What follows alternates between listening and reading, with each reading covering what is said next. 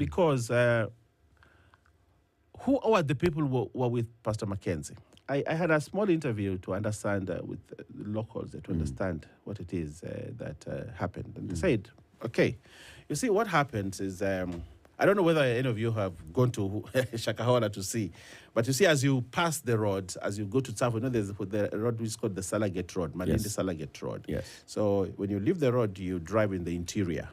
Okay, you drive into the interior. It's just a forest. Although there's a dispensary, a very famous dispensary called Shakahola Dispensary. It's been there for many years, you know. And so I asked the young people there, how come you didn't know these things? Now, what they told me is the problem with what was happening in Pastor Mackenzie, this land is large. So you drop somebody at the entry into Pastor Mackenzie's farm. But you see, the farm does not start immediately. So you drive inside the farm, and then now you get the settlement and the farms inside.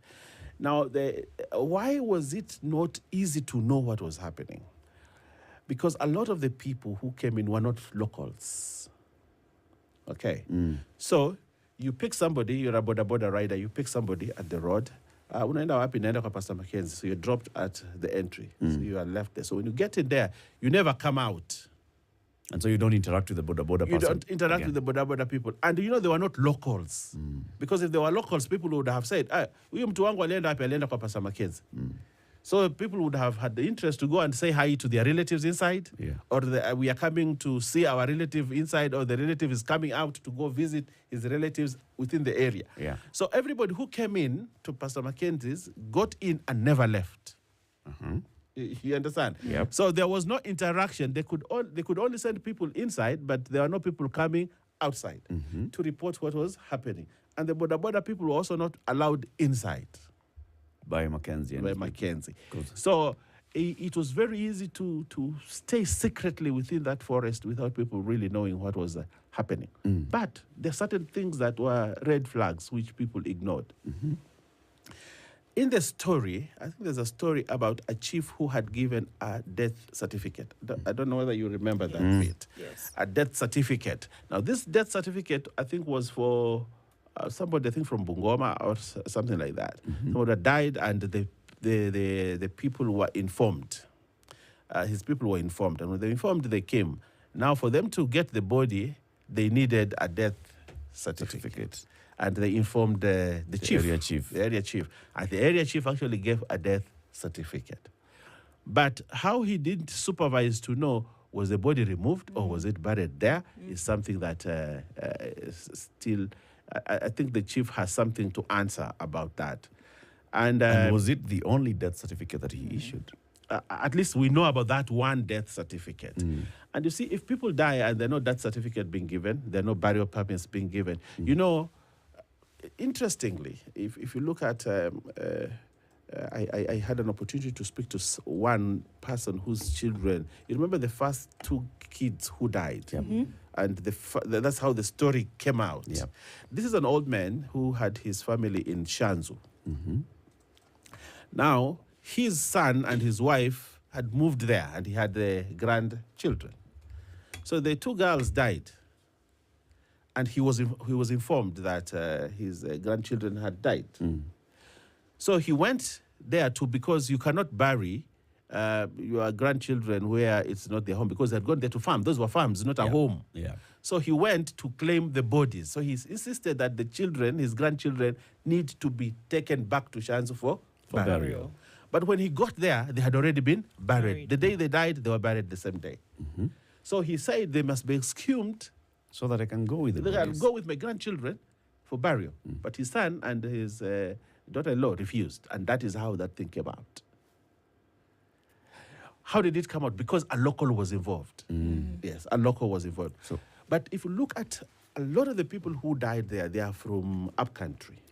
And when they die, and these are people who ran away from home, basically they have had issues at home and they have a solace with Pastor Mackenzie. And when they leave home, they have abandoned home and nobody knows anything else about them. So news of whatever is happening to them, their whereabouts, whether they are dead or alive, is not getting back. It's not getting to back. Their family. Yes, it's not getting back. And that is how a lot of things. had Mackenzie's farm had that opportunity of you can get in and get out, then information would have come out. I'll give you another story of a lady I knew. If you get to Malindi, this lady was called Ruth. If you get to Malindi, there's a petrol station called Total. There was a lady there who for many years used to sell. That petrol station after the roundabout, immediately as you get into Yes, Malindi. yes. It's the Malindi petrol The station. petrol station, yes, there. So there's a small shop, a small tax shop there. You can buy whatever you want to buy, you know. And there's a lady who was always at the counter. It's called Ruth. I know her well because I used to work at Malindi many years ago, and when she came to work in that shop, she was employed almost at the same time when I arrived in Malindi. And that shop had just been opened, so I was a regular there. So I knew Ruth, and she was a young girl, and she grew up, and even she got married. But she came to meet Pastor Mackenzie when she had the church in Malindi. So she started going to that church, and she was one of those people when Pastor Mackenzie's TV, in fact, when you look at Pastor Mackenzie's TVs, the earlier clips, you'll see that lady. She's in the front. The front, you know. And as the gospel got hotter, she abandoned her family and left the children with her husband. Right. And she was serving God in that church. And when they moved to Shakahola, she moved also there. So she used to have a phone and would once in a while communicate with the family and the children and all that. But after some time, there were no more phone calls. And now they could not reach this lady. Yeah. But I think one day she got hold of a phone after 1 year or 2 years and said, yeah, you know, mimi niko Shakahola. Talked to one of the friends who used to sell in that shop. Mimi niko Shakahola.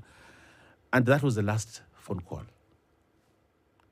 And this is about 2 years after she had moved into Shakahola. And that was it. And today, the parents are still looking for her. And probably she's one of those people that died. Whose bodies are there. Whose bodies are there. And she was Louis or Kamba, one of those. And you know, the parents lost contact, and everybody lost contact. And they were asking, where is this Ruth? Even her husband. Yeah. Even her husband. You know, the children now are big. Yeah. But something I have to ask. Let's take a break, City. Let's take a break, and then we shall ask this question. Yes. The Honorable Owen Baya, the MP for Kilifi North.